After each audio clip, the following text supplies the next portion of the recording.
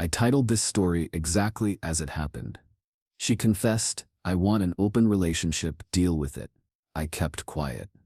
I'm a 34-year-old male, and the moment that flipped my life upside down happened on a Sunday night at exactly 8. My wife, Rachel, looked me dead in the eyes across our oak dining table and said, word for word, "I want an open relationship, deal with it." I froze. The chicken on my plate was still steaming. My glass of water sat untouched. For a moment, I couldn't even hear the TV in the background. My brain locked on those words, trying to process them. I didn't shout. I didn't slam the table. I just kept quiet. That silence stretched between us, so long that even she shifted uncomfortably, like maybe she expected me to explode. Instead, I just said, "But let me back up, because none of this makes sense without the full picture." I met Rachel when I was 28. She was 26, a graphic designer with a bright laugh that filled every room. We dated for 2 years before getting married, and at first, we were solid. Sunday morning coffee, late night Netflix binges, and road trips to little diners we'd find on Yelp. Nothing wild, but it was ours. Over time, though, I noticed shifts. She started staying out later after work. She'd text me at 9:40 saying, "Running late, don't wait up," and then stumble in around midnight smelling like gin and lime. She brushed it off as client drinks. "We're catching up with coworkers." I believed her, because I wanted to.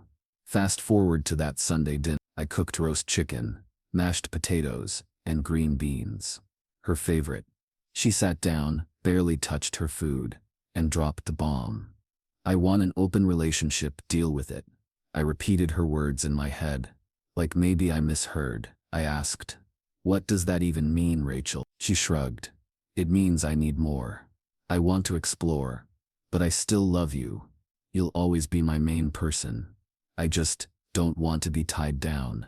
My heart was pounding. I asked, "So what, you get to sleep with whoever, and I just stay home?" She smirked, like she had prepared for this. "No, you can see other people too. It's fair. It'll make us stronger." I didn't say another word. I sat there, cutting my chicken, chewing slowly, while inside my brain was spinning like a broken record. My instinct screamed to argue, to fight. But something deeper told me to keep quiet. That silence was my weapon. That night, I didn't touch her.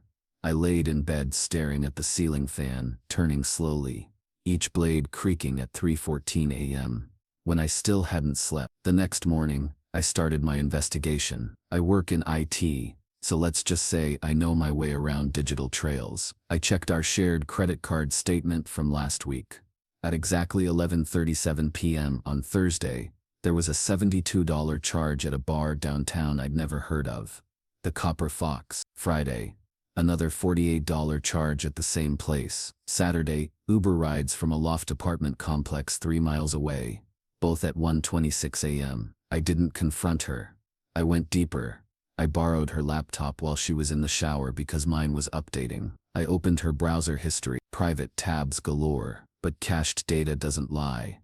Search terms like best dating apps for married people, how to tell your spouse you want poly, and discreet meetups near me. I took screenshots, every single one. That evening, I asked casually, "How was work?" She said, "Busy. Stayed late. Had to finish a design project." Meanwhile, I had Uber receipts printed on my desk. I still kept quiet. The next twist came on Wednesday night at 10:14 p.m. My phone buzzed. It was a random number with a screenshot attached. The message read, "Thought you should know." The picture showed Rachel sitting at a bar, arm draped over some guy in a black leather jacket. His hand was on her thigh. My stomach dropped. I didn't reply. I saved the number. The next morning over breakfast, she sipped her coffee and said, "You're awfully quiet lately."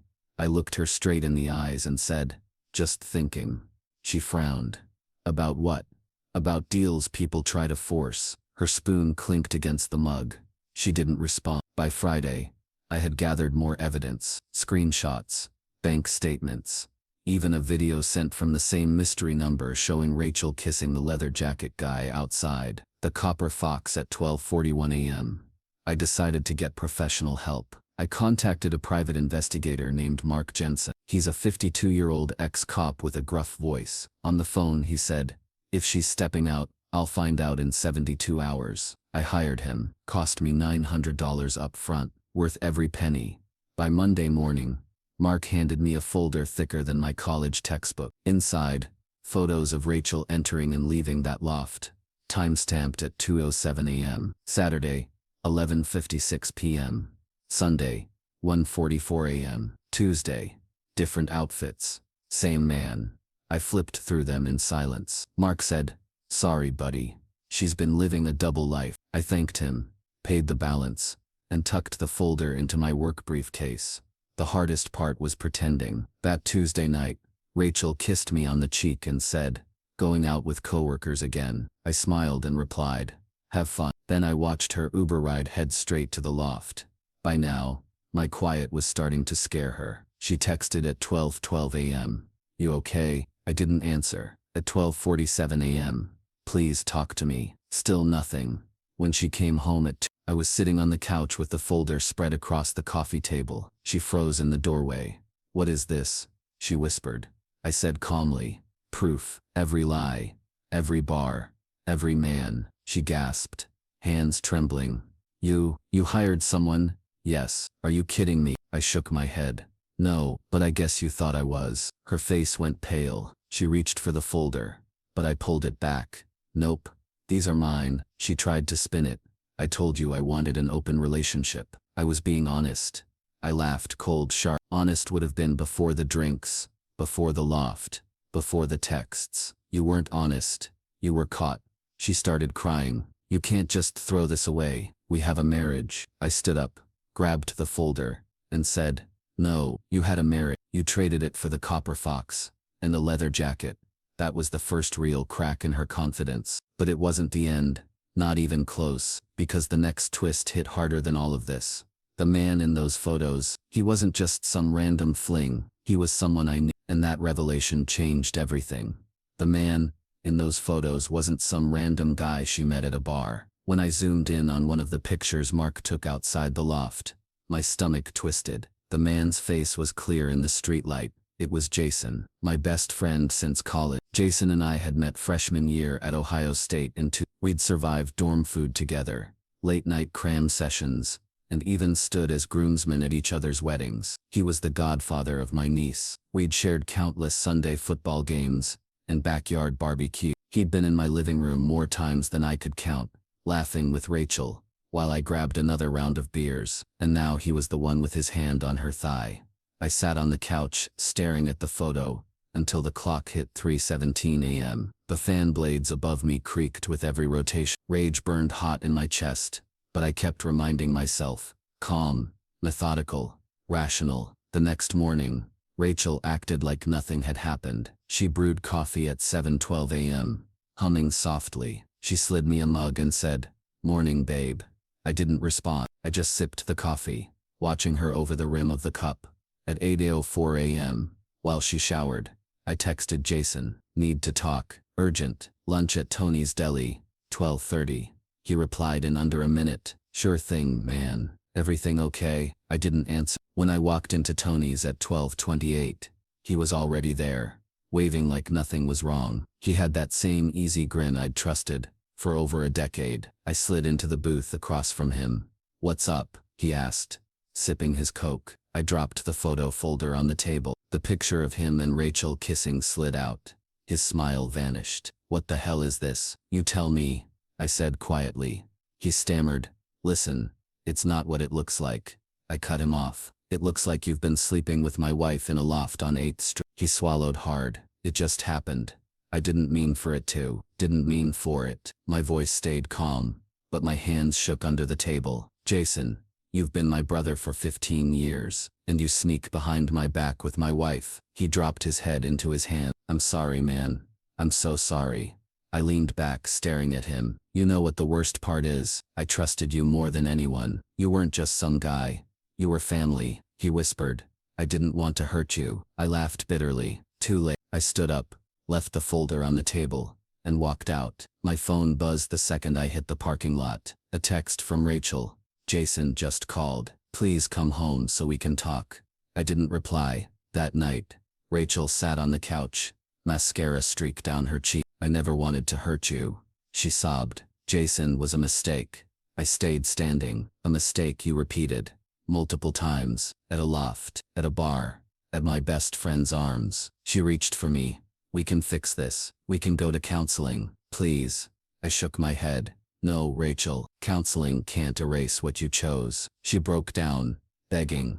But I just walked upstairs, locked the bedroom door and slept on top of the covers. By Thursday morning, I called a divorce lawyer. Her name was Allison Grant, 41, sharp as a blade. When I laid out the evidence, she nodded slowly. We've got texts, photos, financial records, witness reports. This is airtight. In this state, adultery matters. You'll have leverage. I asked, what about the house? Allison replied, you bought it before the marriage. It's in your name only. She won't touch it. What about assets? Joint accounts get split, but with proof of marital misconduct, we can argue for favorable division. I hired her on the spot. Retainer fee, $2,500, worth every cent. When I served Rachel the papers on Saturday, at 9:17 a.m., she screamed, are you kidding me? You're really doing this? I said calmly, yes. You wanted an open relationship. I'm opening the door for you to leave. She threw the envelope on the floor. You're throwing away everything. No, Rachel.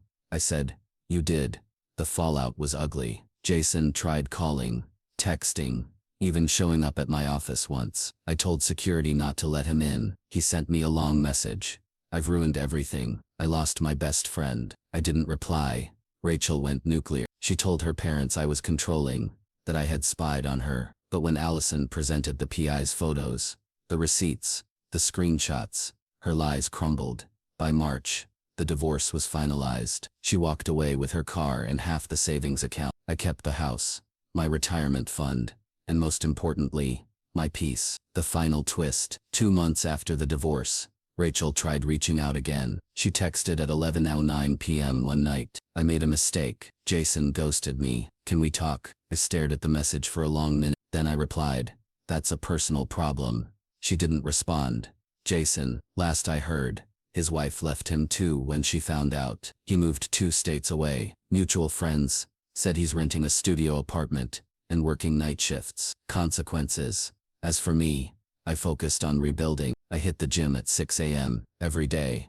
I reconnected with old friends who actually had my back. By October, I even started dating again.